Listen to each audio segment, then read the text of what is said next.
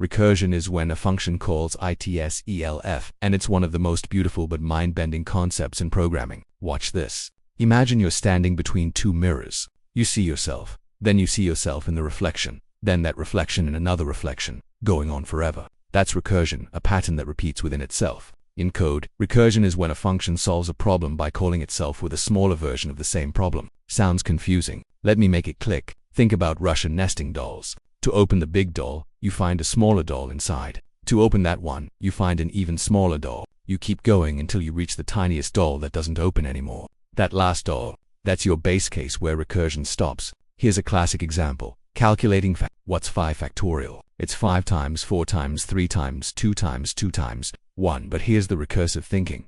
5 factorial is just 5 times 4 factorial. And 4 factorial is 4 times 3 factorial. Each problem breaks down into a smaller version until you hit one. That's your base case. The function keeps calling itself calculate 5, which calls calculate 4, which calls calculate 3, which calls calculate 2, which calls calculate 1. Then it all unwinds backwards, multiplying the results. Boom, answer. Real-world example. Ever used File Explorer and clicked through folders? A folder contains files and more folders. Those folders contain files and more folders. That's recursion. The computer uses a recursive function to search through all of them. Or think about Google's search algorithm crawling websites. A web page has links to other pages, which have links to more pages. Recursion lets Google follow every link, then every link on those pages, diving deeper and deeper until it maps the entire web. Here's the golden rule.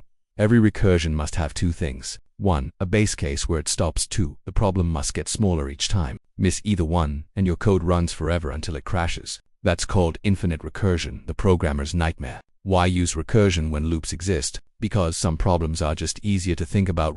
Tree structures, maze solving, fractals, sorting algorithms. Recursion makes these elegant and simple. Here's the catch. Recursion is powerful but can be slow and memory heavy because every function call stacks up in memory. Sometimes a loop is smarter, but when you need it, nothing beats recursion's elegance. Want to see recursion code in action?